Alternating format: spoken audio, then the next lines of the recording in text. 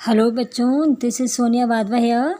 Today I am delivering your poem In the Bazaars of Hyderabad of class 8 written by Sarojini Naidu. तो सबसे पहले बेटा मैं आपको सरोजनी नायडू के बारे में बता देती हूँ। इनका बर्थ बेटा 1879 में हुआ था और इनकी डेथ 1949 में हुई थी। ये एक फ्रीडम फाइटर थी बेटा। इनकी जो ज़्यादातर पोएम्स हैं बेटा वो उस समय की हैं जब इंडिया में आज़ादी के लिए लड़ाई लड़ी जा रही थी, और इसके बाद उन्होंने अपनी जो पढ़ाई है बेटा वो इंडिया में भी की और बाहर भी जाकर की।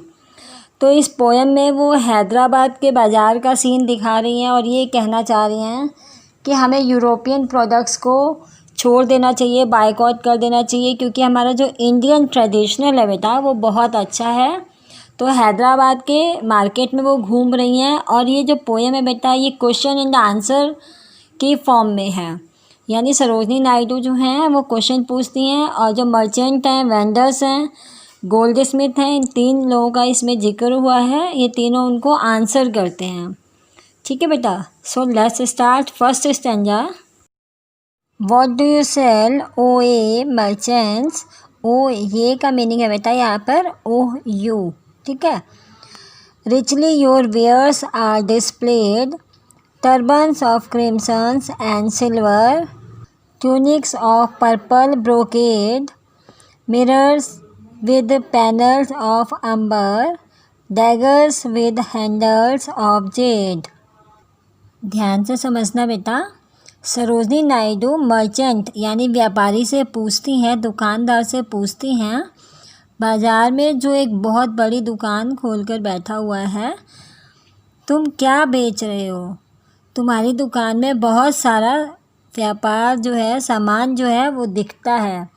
वेयर्स आर डिस्प्लेड मतलब बहुत ज़्यादा सामान जिस शॉप पर होता है, डिस्प्लेड मतलब दिख रहा है। मैं पगड़ी बेच रहा हूँ। दुकानदार ने क्या जवाब दिया बेटा, मैं पगड़ी, टर्बन होता है पगड़ी, ठीक है, गहरे लाल रंग की, क्रिम्सन गहरे लाल रंग की, और चांदी जैसा जो कलर होता है, सिल्वर कलर, उस कलर की, और कपड़े बेच रहा हूँ जो बहुत चमकदार हैं। ट्यूनिक्स का मीनिंग होता है बेटा loose garments for the upper part of the body, जो हम ऊपरी हिस्से में बॉडी में पहनते हैं और वो बहुत लूज होता है। ठीक है, वो होता है ट्यूनिक्स। ठीक है।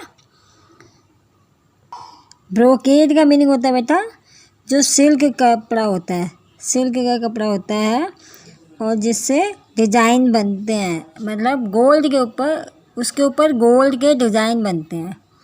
ठीक है। मिरर्स विद पैनल्स ऑफ अंबर, अंबर होता है वुड, लकड़ी। ठीक है। जो मिरर्स, मिरर के स्टैंड पर, मिरर जो है उसका स्टैंड बना हुआ है उसका, लकड़ी का, और ये जो है येलोइश ब्राउन कलर का है जिसे डेकोरेट करने के लिए यूज़ किया गया है। ठीक है बेटा। Daggers with handles of Z, Z बेटा, जेड जो है बेटा एक ब्लू ग्रीन कलर का यानी नीले हरे रंग का एक स्टोन होता है। सैमी स्टोन मतलब जो पूरी तरह से नहीं होता, कुछ कुछ उसमें स्टोन होता है। यूज्ड फॉर ऑर्नामेंट, जो चीज़ों को बनाने के लिए, ऑर्नामेंट्स को, गहनों को, औजारों को बनाने के लिए यूज़ होता है। ठीक है। Now in second stanza. What do you weigh O ye vendors, saffron and lentil and rice. What do you grind O ye maidens, sandalwood henna and spice. What do you call O ye peddlers, jasmine and ivory dice. Second stanza में बेटा जो सरोजनी नायडू है वो छोटे दुकानदार से पूछती हैं कि तुम क्या नाप रहे हो। तो वो जवाब देते हैं चावल, मैं चावल को नाप रहा हूँ, केसर दाल को भी नाप रहा हूँ। ठीक है। तो मैडन होता है बेटा एक कुंवारी लड़की को बोलते हैं। तो जो कुंवारी लड़की है वो उससे पूछती है कि तुम क्या पीस रही हो। तो जवाब में वो लड़की जवाब देती है कि मैं सैंडलवुड यानी कि चंदन की लकड़ी, हिना यानी कि मेहंदी, स्पाइस यानी कि मसालों को पीस रही हूँ। अब बेटा पोएट जो है वो पैडलर क्या होते हैं, जो आवाज़ लगाकर अपने सामान को बेचते हैं, उनसे पूछती हैं कि तुम क्या बेच रहे हो। तो वो बताता है कि मैं आवाज़ लगाकर चेसमैन यानी कि चेस को और उसके बोर्ड को बेच रहा हूँ, जो लकड़ी का बना होता है, और Ivory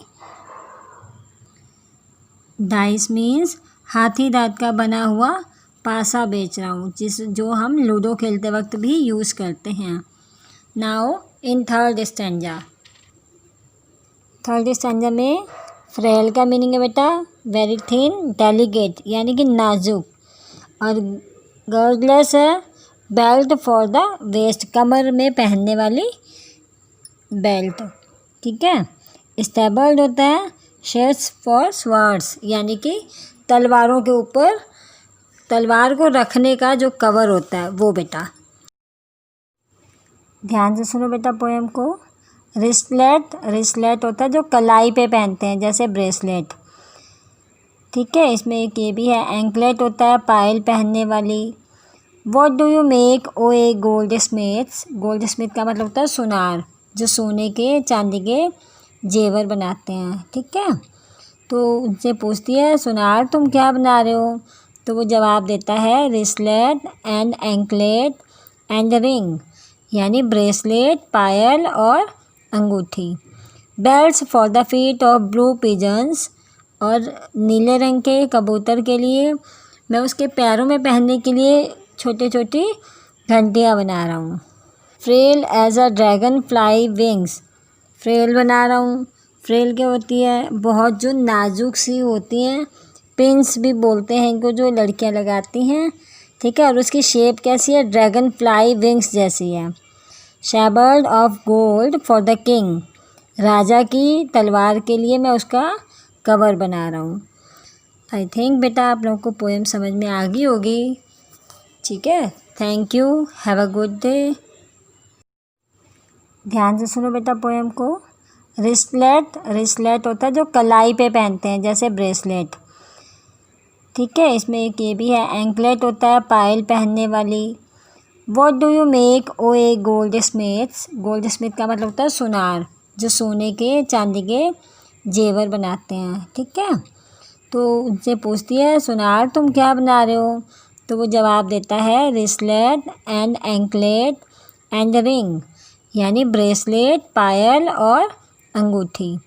belts for the feet of blue pigeons, और नीले रंग के कबूतर के लिए मैं उसके पैरों में पहनने के लिए छोटी छोटी घंटियाँ बना रहा हूँ।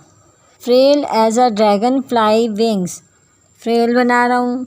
फ्रेल क्या होती है, बहुत जो नाजुक सी होती हैं, पिंस भी बोलते हैं इनको, जो लड़कियाँ लगाती हैं, ठीक है। और उसकी शेप कैसी है, ड्रैगन फ्लाई विंग्स जैसी है।